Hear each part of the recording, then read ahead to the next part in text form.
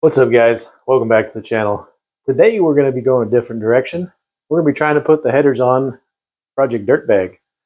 Let's get into it. Oh my God.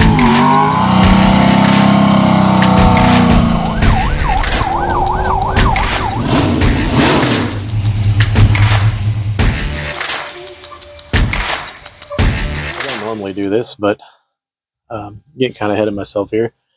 I've already gone in here and removed this inner fender liner, and I'm doing that because I sat here for like an hour and tried to do this last night where I'm threading these bolts in to the holes. And I got two in there, situated everything with the gasket and all that, and started dropping my bolts in, and wouldn't you know it, when I got to the back one, I just could not get a bolt started. So I've been sitting here for about an hour trying to figure out why I can't move this exhaust manifold around to get a bolt back here in the back hole. And this is the back hole. You see my pick doesn't go all the way down inside there. And this is a good hole with nothing in it. See how the pick goes all the way in? Yeah, there's a bolt broke off in there. So I got a little bit of room here. I'm going to start. It's always hard to get all the way down through the nut and get good penetration on there. So I'm going to try to weld to the top of that bolt head and hopefully get some of that washer on there, and then maybe get a real big nut and stick over that and weld to that so I can get some good surface area there. Can't really get a lot of hands in there, so I use some HVAC tape, which I'm hoping is metal and won't flame up as quick. Tape that little washer on there, and I'm going to see if I can't weld that without all this grease and fire. So let's get to it. If I can't pop it off. So when you're doing this, you always get nervous of that first little rotation here. Is that thing going to go ting and just pop off? Let's see. Oh, appears to be spinning. It's pretty easy too. Oh, one finger doing this is hard.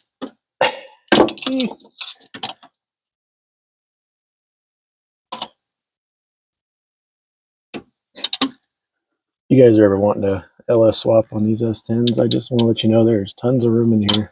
Just go ahead and do it. Make sure you don't have big hands.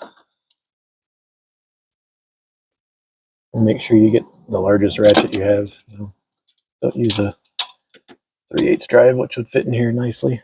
Use the big heavy stuff and use 2 fingers. That always helps. All right, I'll put the phone down so I can quit playing in my purse and get this done. Well, if you're ever wondering how to make your own exhaust manifold bolts, that's one way not to do it. Good thing it came out though. That's a huge headache. I was not looking forward to taking everything apart and all the heads off and new gaskets and new tortilla bolts and all those things, which I probably wouldn't have done and just reused everything.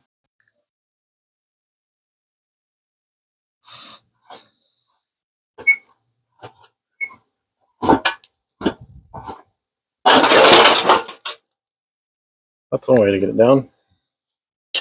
Okay, now we got all kinds of room. All right.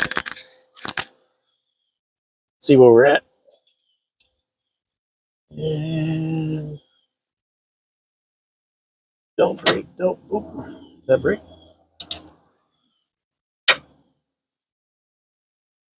Socket isn't on very well. I got some of the. Oh, there you go. I got some of the weld on the outside of that socket. It's not seating it. Oh, did that just break? Socket's not on there very well, as you can see, but it seems to be spinning. You get a wrench. There's the bolt. I don't know. I've never had good success just going with the nut. Just getting the wire in there and getting it positioned and it actually holds and is hot. Just never works. But I've had great success, like a boat, great success doing this way, where I weld the nut or the washer on there first. That way I know I get good penetration on the washer, and then I weld the nut to the washer. I don't know. Maybe I'm just a welder, but works great every time. So now that guy's out of there, I can get this manifold in there and move on. All right, we got this one in. Got a little bit of a problem here. It's going to hit against the floor. Just the heat shield. I may end up just taking a hammer and just pounding the crap out of that just to get some room, because this flange on this little guy still got to fit in there, and I can get in there with one hand. I mean, it almost seats, but it's still rubbing against the floor there, so I'm just going to beat that whole section in. Okay, so here's a spot that I didn't realize until I was bolting it up. Right there on the block is hitting the backside of this collector here. So I don't know why they would do that. Could be perfectly fine if it was over here, but a gap here, and as I go back, it feels like it hits what would be this bulge on the backside. I guess I could just hammer on that just a little bit. That might be the easier thing to do. Yeah. All right. You can't see nothing back there, but I can get my finger back behind it now. I just hiked my skirt up and hit it with the big hammer, and well, that's all that needed. Should be able to get these down pipe pieces in here.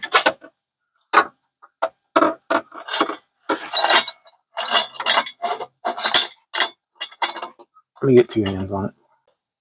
Already got the flange on there, and got the bolts in, and fished the dipstick down in there, which that was fun. Things I didn't show was on the back side of this plug wire. Where's that? Right there. And back side of that plug wire, I didn't really have any clearance. I could not get the plug in without taking the header off. So sorry for whoever's watching this that bought this thing, but you're kind of going to have to take this inner fender off to get these plugs out. Or maybe you can get a ratchet or a socket in there. I hammered on this a little bit and made a little bit of, clearance there. I also did that on the inside. I'll show you better up here. I also did that on the inside of this little guy over here. Nothing in there. Did that on this little guy. Give you some clearance for the plug wire there. See nothing.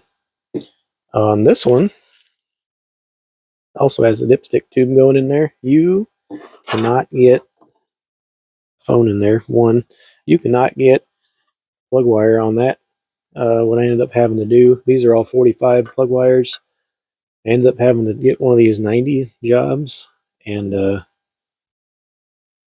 can barely see that. The 90 is coming this way under the header, and then the wire snakes up here. I'm going to have to make some kind of a bracket and hold that down, and then it snakes back up that way. So thankfully I have a couple different sets of plug wires from when I did some stuff on the Chevelle. So with these 90-degree boots on there, that one seemed to fit all right-ish. Everything else was a 45. Fun fact for you guys, if you want some cheap plug wires that are a little bit longer than the normal plug wires you can find, I got some 13-inch wires.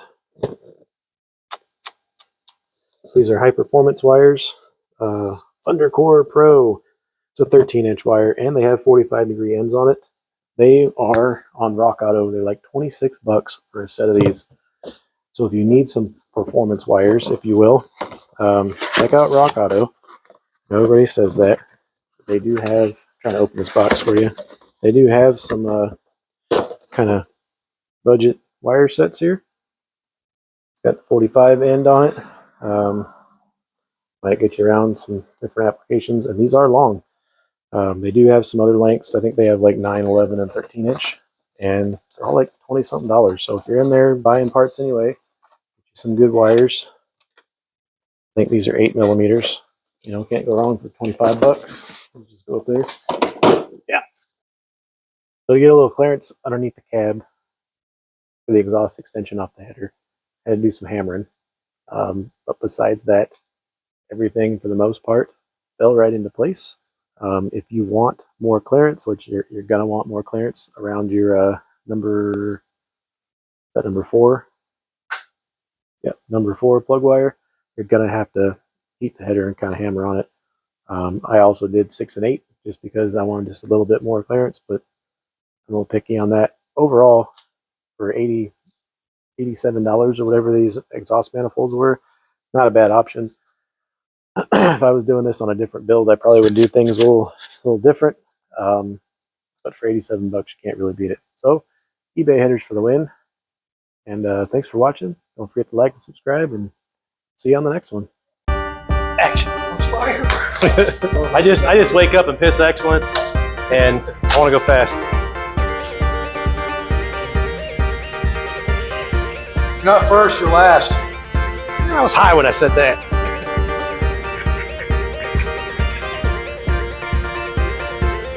Did real good. Car ran real good.